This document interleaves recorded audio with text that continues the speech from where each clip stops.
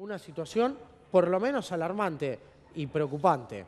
Totalmente, lo resumiste bastante bien, te estaba escuchando, iba sintiendo con la cabeza que efectivamente todo lo que contabas recién es una parte de todo el problema, pero efectivamente todo es así. Sí, como decía, desde el año pasado, tanto el CONICET como el conjunto de la ciencia en Argentina Sí.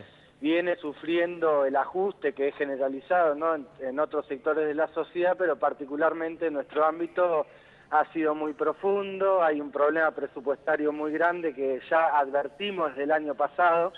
Recordémosle a la audiencia que el presidente de la Nación en la época de campaña electoral dijo que no solamente iba a continuar con la línea de ciencia y técnica, sino que iba a duplicar el presupuesto, que iba a respetar la planta de nuevos investigadores, de becas, etcétera.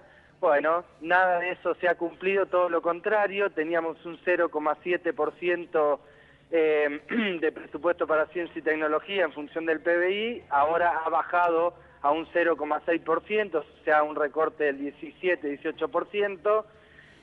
Luego, como vos decías, el año pasado tuvimos el problema de que nos encontramos a fin de año con un recorte brutal en los ingresos a carrera de investigador científico. Más o menos el promedio de los últimos años venía rondando las 700, 800 nuevos ingresos, incluso en el 2015 había sido cerca de 900, y el año pasado, en diciembre, nos enteramos que iban a ingresar 385, o sea, es un recorte superior al 50%, Sí.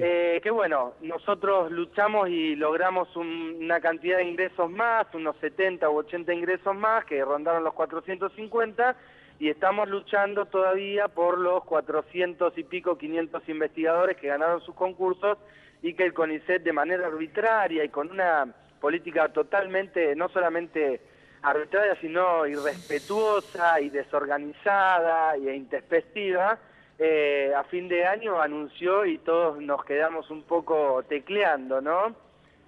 ¿Qué ha sucedido en este contexto, en lo que vamos de estos meses, con esas becas que han quedado en suspenso? ¿Y cuál es la realidad de tantos becarios, ¿no?, que en definitiva tienen proyectos por delante, pero que no se están realizando?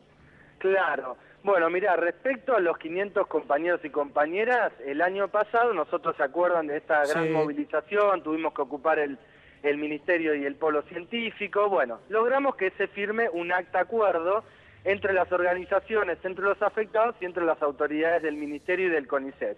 Bueno, tanto las autoridades del Ministerio como del CONICET han faltado a su palabra totalmente y a aquello que se comprometieron cuando firmaron el acta. El acta decía que tenían que ser incorporados en organismos de ciencia y técnica, en las mismas condiciones laborales que tienen los investigadores de planta del CONICET, respetando las líneas de investigación, respetando los lugares de trabajo, etcétera, etcétera, un conjunto de puntos. Sí. Bueno, desde febrero nos venimos reuniendo en esa mesa mixta. Bueno, al principio, bueno, las autoridades era prácticamente una tomada de pelo todo porque iban sin ningún tipo de propuesta, básicamente a discutir en el vacío, ¿sí?, sin ningún tipo de perspectiva. Y de a poco fueron, de alguna manera, dibujando algún tipo de propuesta. La última, que es la más concreta, que seguramente se habrán enterado, ellos proponen que la mayoría de esos investigadores sean incorporados por las universidades nacionales, ¿sí? Sí. Eso genera una serie de problemas. Ya de por sí la propuesta es precaria, porque no se está respetando el acta acuerdo, porque el salario sería bastante más bajo de lo que es el de un investigador de carrera, porque no se respetarían los temas, porque la mayoría de los investigadores serían forzados a un desarraigo forzado, es decir, se incorporarían 3 por Universidad Nacional, con lo cual mucha gente que, por ejemplo, se presentó por Capital Federal, por La Plata, o sea, ¿Y por a el centro de... qué tarea, Mauro? A ver, porque una cuestión tiene que ver con la Por propia eso. investigación y otra tiene que ver, no sé, si van a una universidad o una tarea administrativa. Sí, no, pero totalmente. Primero que además se reunieron los rectores de las universidades, ellos ya han planteado sus peros, dicen que además de toda la dificultad que esto genera en el ámbito universitario, porque en las universidades también hay una Sí, situación de porque el presupuesto no, precarización. no ha crecido, todo lo contrario, ha No, disminuido. no, por supuesto que no. Así que ya de por sí, si todo anduviera sobre los andariveles, sería difícil. Pero Sí. tenemos también que, por ejemplo, los rectores plantean que no es posible llevar adelante eso porque Una dedicación exclusiva en una universidad incluye, y en primer lugar, la actividad docente. Claro. Y muchos compañeros no tenían actividad docente porque no es una condición sine qua non, y al mismo tiempo quizás tenían una actividad docente en otras universidades, no en las que van a ser, en todo caso, absorbidos cuando esto se lleve adelante. Entonces, además respecto de las líneas de investigación, bueno, nada, uno viene trabajando desde hace años, 5, 7 años, quizás más, en un instituto o en cualquier centro de investigación, con compañeros, con materiales, etcétera. O sea, dentro de toda una estructura. Y esta gente, por lo que está proponiendo, uno se da cuenta muy fácilmente de que o no tienen conocimiento de cómo funciona el sistema científico o realmente no les importa, porque es una cuestión de tirar a la gente en algún lugar y que se las arregle, ¿sí? Garantizarle un salario que inclusive es peor por un tiempo, además de lo que nosotros reclamamos, cuando uno ingresa a la planta de investigador de CONICET, adquiere una estabilidad laboral, ¿no? Después de 7 u 8 años. Bueno, lo que no incluye esta propuesta es precisamente la estabilidad laboral, que es lo que más le importa a una persona que viene trabajando en un sistema absolutamente inestable, ¿verdad?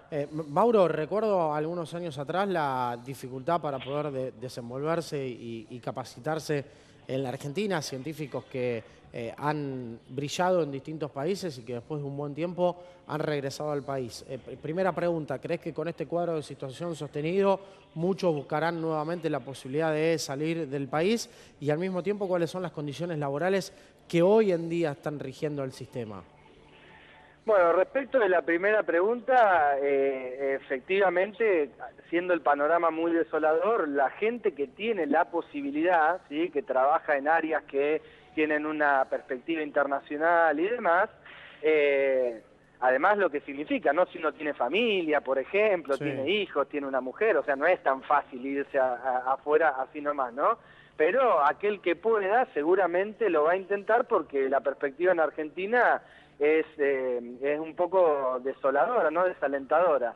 Lo que yo sí creo que va a pasar es que la mayoría de esos compañeros se van a incorporar al batallón de trabajadores precarizados de los distintos ramos. Por ejemplo, muchos de ellos, los de ciencias sociales, irán al batallón de la docencia secundaria, con todo lo que eso implica, ¿no? Además de que ya sabemos todos los problemas que atraviesan la docencia, una persona que el Estado ha invertido durante 7 años, ¿no?, en una carrera de formación, ¿no?, con mucha exigencia, con muchas evaluaciones, etcétera, terminando siendo o docente con suerte o en otras actividades para las cuales no se han formado. O sea que es un dispendio de energías, un dispendio de dinero, ¿verdad?, que ha hecho el Estado, que se termina malgastando.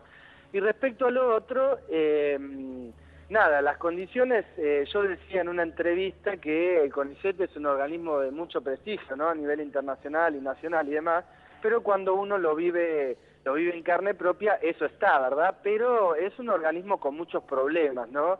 Y en cuanto a las condiciones laborales de los trabajadores, es un organismo que tiene muchos problemas, que inclusive las autoridades tienen el problema de que han naturalizado esa precarización laboral hasta tal punto que la justifican inclusive mediáticamente, algo que no se hace en otros rubros. Los becarios, por ejemplo, el otro día hicimos una movilización donde reclamamos, entre otras cosas, el pago del aguinaldo a los trabajadores becarios y becarias, que son casi la mitad de los trabajadores del organismo. No tienen aguinaldos, no tienen esa compensación anual, no está bien reglamentada la licencia por maternidad, no tienen aportes previsionales. Para que te des una idea, te pongo mi caso. Yo hace 8 años que trabajo en el CONICET y ingresé a la carrera de investigador científico el año pasado. Después de 8 años cobré mi primer aguinaldo ahora y tengo 7 meses de antigüedad, ¿sí? Es decir, que el propio Estado, ¿verdad?, que es el que debería velar por el cumplimiento de todas las normativas laborales y demás, nos está robando 7 u 8 años de aportes provisionales, lo que inclusive es malo no solamente para nosotros mismos, sino para el conjunto del sistema previsional. Después, otro de los reclamos del otro día tiene que ver con la paritaria, que se cerró de manera inconsulta por el gremio mayoritario nacional, que es UPCN, porque recordemos que el CONICET, independientemente de que le debería corresponder, no tiene convenio colectivo de trabajo, por lo tanto no tiene una paritaria propia y no puede negociar sus condiciones laborales, que son muy específicas, porque el sector lo es.